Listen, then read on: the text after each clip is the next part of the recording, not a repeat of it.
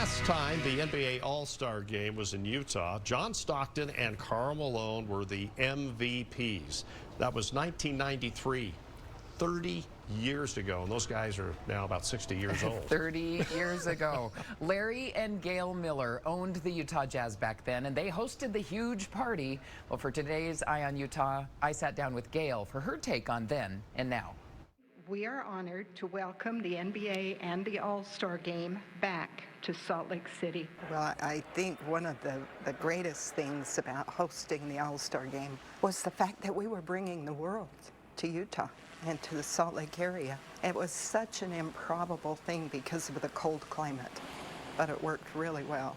And it was at the brand new Delta Center. Exactly. That you built. That was the draw. You almost had to have a new arena to get the All-Star Game. Were there any hurdles that you faced that weekend?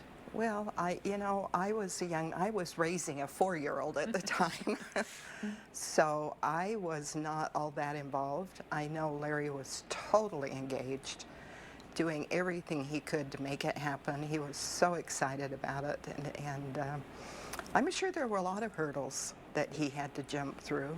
But he ended up having fun. He had a great time. He ended up getting to coach. He was the co-coach. He got to sit by Frank, and that was fun for him. It was really great to have them all together in our arena and to watch the talent they brought. Great players, and having such a good time together.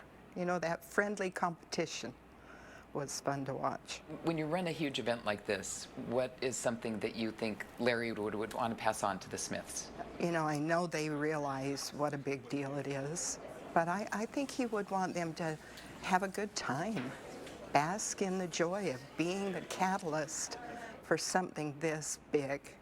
You know, who's to say it's one of the most important things we'll ever do, but it certainly opened the door to other great things in Utah, like the Olympics.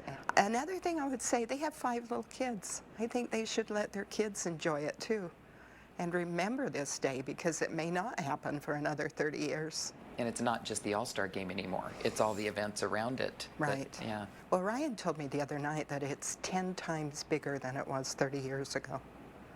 Now, I don't know where that figure comes from, but certainly you can measure it in hotel rooms and airplanes that are coming in. So it's, I think, about 120,000 people will come to be part of the event. What do you hope people come away with? I hope they come away with a great feeling that they've been treated well, that it's a beautiful city, that we know how to put on a great event, and that they want to come back. That we will make the local, the national, and the global basketball community proud.